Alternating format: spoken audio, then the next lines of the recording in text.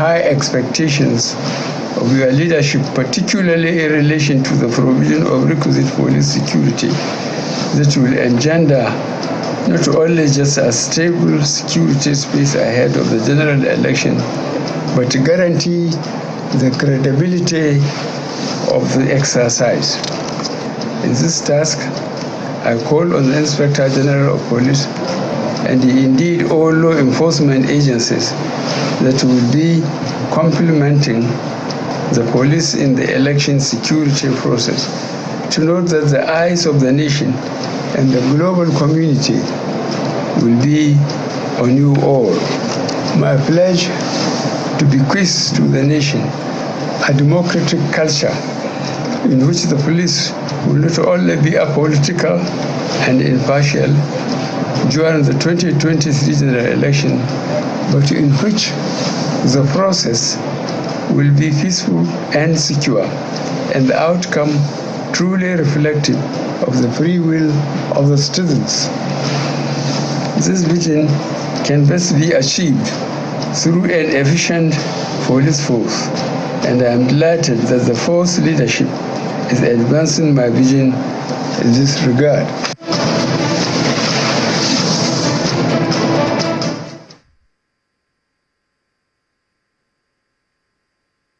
Presidential candidate of Labour Party, Mr. Peter Obi, is visiting some markets in Lagos State to canvass support of market men and women ahead of the February the 25th presidential election. And from what we see so far, it seems it has the backing of some of these market men and women here.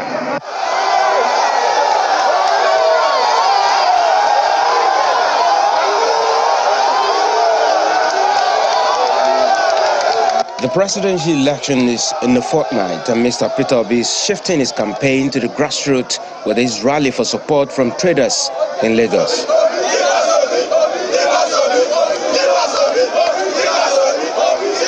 Computer Village is his first port of call, and the traders turn out en masse as part of the unscheduled visit.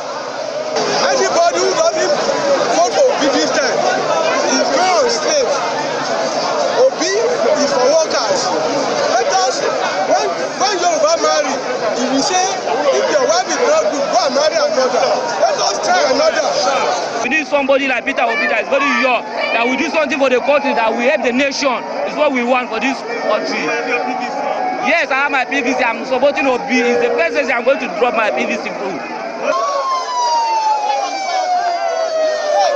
Whatever the turnout is at the Computer Village, the number is even much more at Ladipo Spare Power Market in the Oshodi area of the state.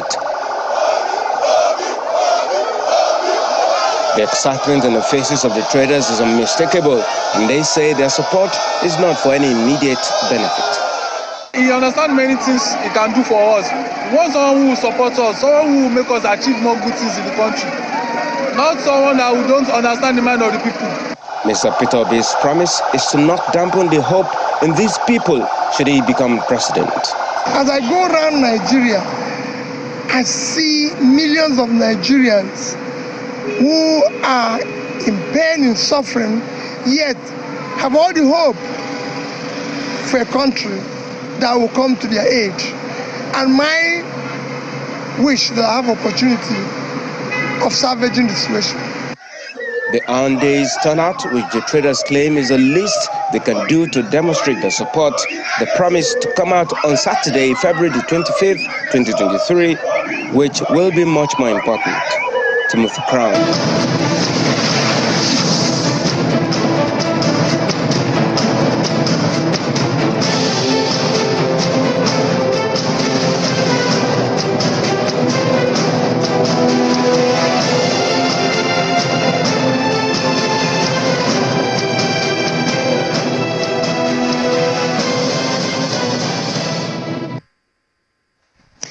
Welcome back. It's still the 2023 verdict, and that's our next port of call as we welcome the spokesperson, Obi Datti Presidential Campaign Council, Mr. Dele Farotimi. Mr. Farotimi, thank you for joining us on the 2023 verdict.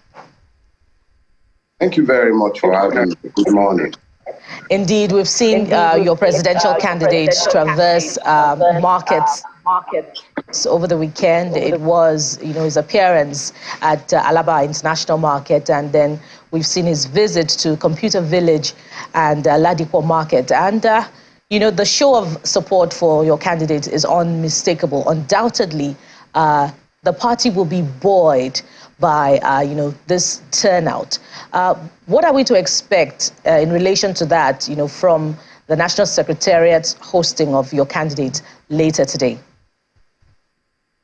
The first thing that we must understand is that given the fact that we have no structures and we have only about 4 children sat in a room somewhere tweeting away, from time to time, our candidate has had a need to remind those who are not on Twitter that they still have votes, which they must necessarily cast on the 25th of the month. This has, of course, seen us transversing the nooks and crannies of Nigeria.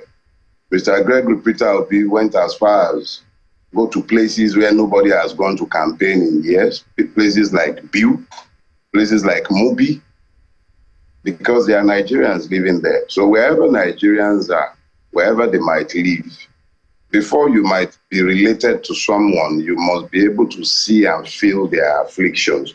So Mr. Obi has been going everywhere Nigerians are, however inconvenient or even sometimes pretty unsafe, like his trip to southern Borno, for instance, where he was told expressly by security people that they were unwilling to follow him because these were bandit and Boko Haram territory that they considered unsafe.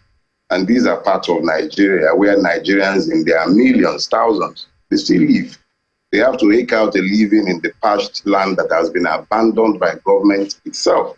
So he went to those places just as he went to Alaba Market, as we have pointed out, and just as he equally went to Computer Village.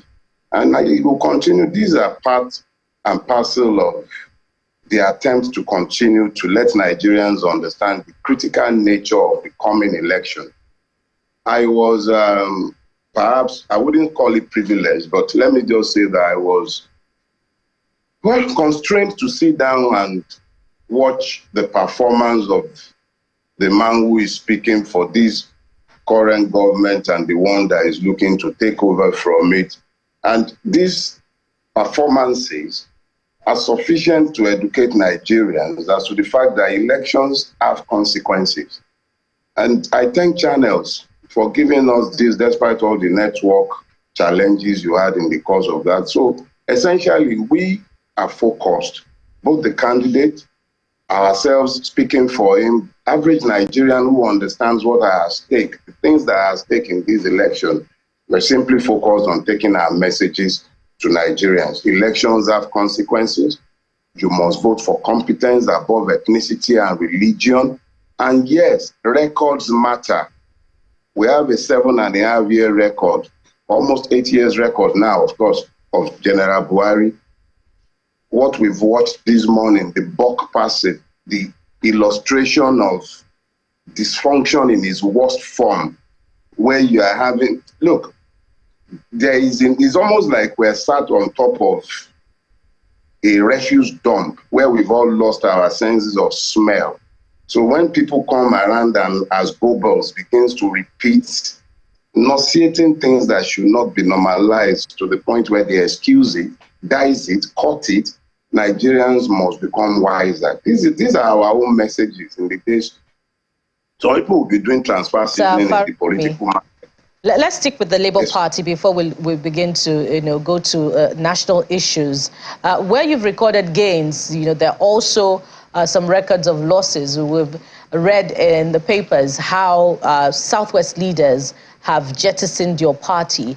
Their concern is that your party has no support base required to win the election. In fact, one of the quotes from one of the leaders of the party is to the extent that Labour Party cannot get up to 1,000 votes.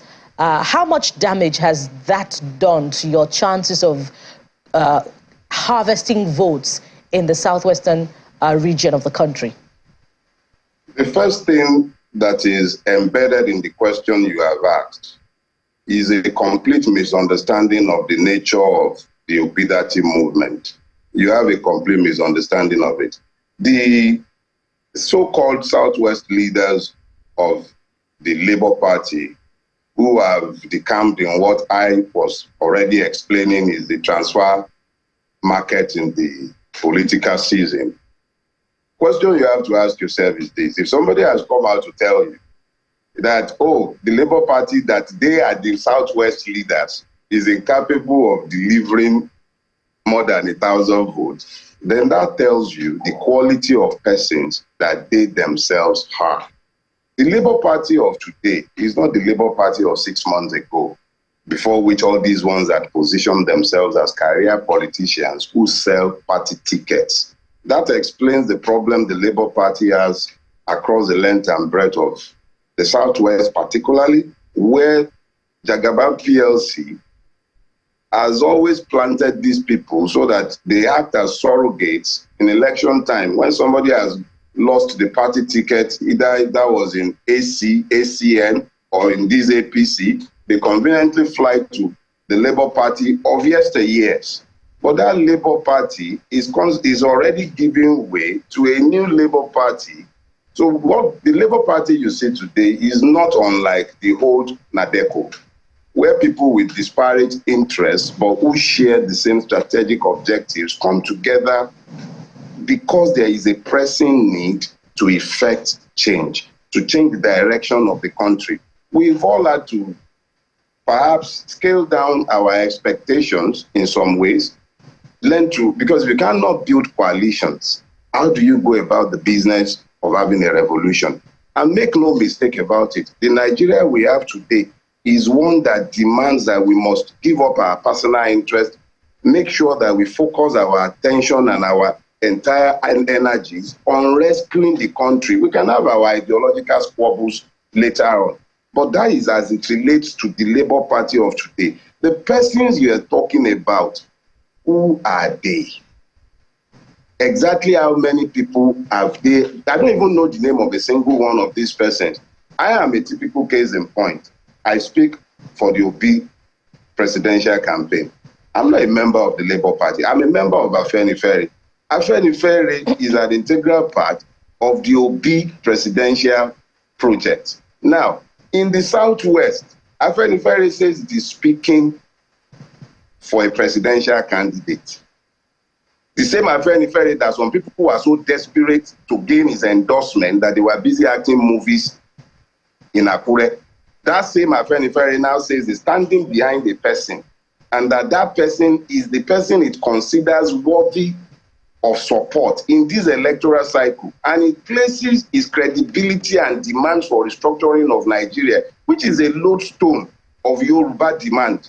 And it then says that this is the person that we are supporting, and then you are talking about some Southwest leaders of Afenifere and of Labour Party. Of Labour Party. Mr. Motosho, it's interesting that you don't know these individuals. They are members of your party. There's a certain Omotosho that is named in the report. But if you don't know, if you claim not to know these individuals, we'll have to take your word for it as one of the leaders of the Labour Party. But you talked about rescuing.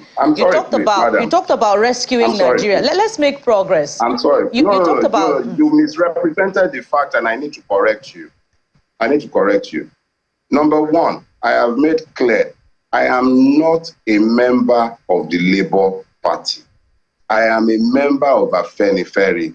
Afenifere is part of the Obi presidential project. Let's be clear about that. Now, I equally make efforts to let you understand that in the Obi presidential project, there are several interest groups whose overarching interest is the salvation of Nigeria and the liberation of its people, who have come together. This is not only Afenifere, this is PANDEF, this is Southern and Middle Belt Leaders Forum, this is Ohaneze Ndigbo, and this is all the separate and different nationalities that has been meeting under SMPLF, coming together to say, this is the person we believe will fulfill our aspirations.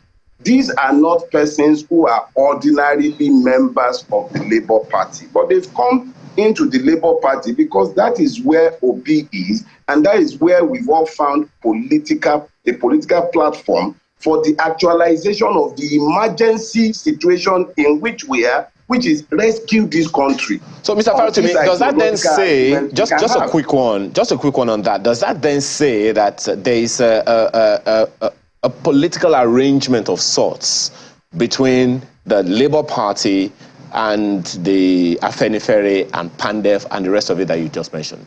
Is there any kind of arrangement, formal or informal? Between who and who?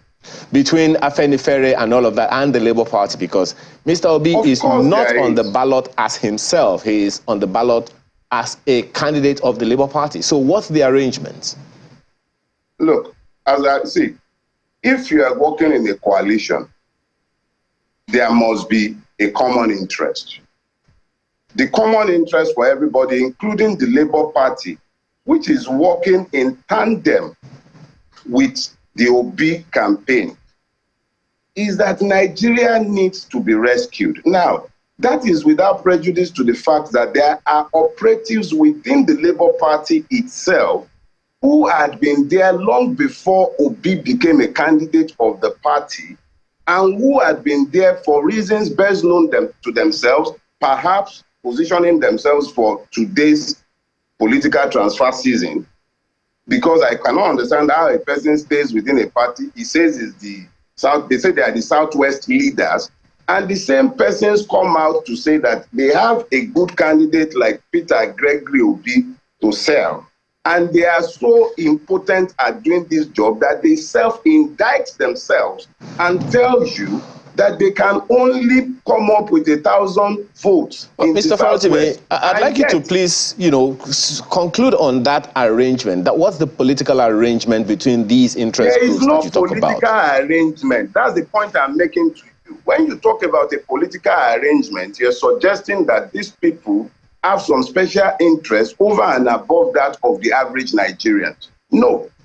We all identified over 2 years ago that there are critical issues plaguing Nigeria and that these issues needed to be tackled. We came out with our position publicly. I'm talking about the Southern and Middle Belt Leaders Forum, which comprises of Ohaneze, Afenifere, Pandef, and the Middle Belt Forum. All four, we came together over 2 years ago, and we were speaking publicly to the need for power shift. After a point, we also came together. We spoke to the need for power to shift for the sake of equity and justice to the Southeast. All this time, nobody was focusing on Peter Obi. So we had already taken a position, and when we found the person who fit the bill in relation to competence, who fits the bill in relation to equity, who fits the bill in relation to justice, who fits the bill in understanding the need to take another look at the governance of this country and make it work for the Nigerian people, we as a collective supported him.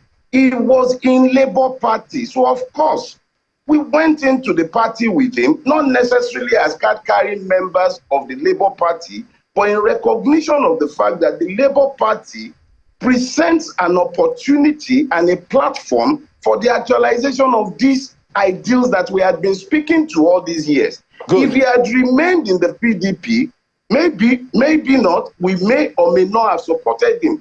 He may or may not be the ones we would even have been supporting. But today, based on the realities, the objective realities on the ground, he is in the Labour Party. Okay, well, let's speak to a hypothetical Peter Obi presidency. What would be the role of an Afenifere, of a Pandef and all of that in the political arrangement or governance arrangements? Since you went in there because, as you said, there is an interest about rebuilding Nigeria. It's a fair question to ask. Our belief is that we would operate, and I have come out publicly to say this, even on your channel, we are not in this looking for political posts, but we are in this believing that Nigeria needs and requires change. So if a Gregory Peter Obi should win the presidency, we intend to hold him to each and every one of the words he has given to the Nigerian people in relation to the governance of Nigeria. The question then is how will that happen? Yes. The highest office in the land in this country today, or in any country that will progress, is the office of the citizen. We are citizens of Nigeria. We have not done a political deal saying give us this number of offices or we intend to remain in our space as citizens of Nigeria and hold him accountable to his words. He has given his words in public. He is the most interviewed presidential candidate in the history of this country. He has placed himself out there. He's gone out there. He has words that he has spoken in the public spaces. These words must count for something. In speaking those words, he wasn't speaking to Afenifere or to Dele. He was speaking to me, Dele Parotimi, when he's speaking on your channel, when he's speaking to the people in your clip, in the market. He's speaking to Nigerians. It is the words that he has given that we intend to hold him to. And if he fails to deliver on those words, it is our intention to make sure that we oppose him or anyone else who do not live by their words that they have freely given to Nigeria. Speaking of his ability to deliver, I'm glad you situated, the context of the participation of Pandef, Afenifere, and the other groups in the identification with the Labour Party and its presidential candidate.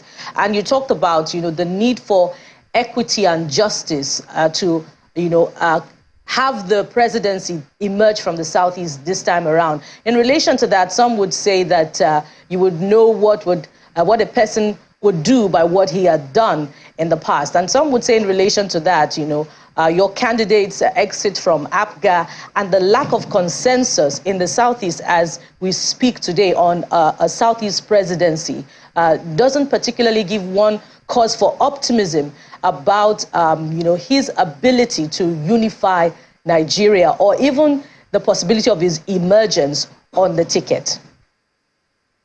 You are falling victim to the danger of the one-sided narrative.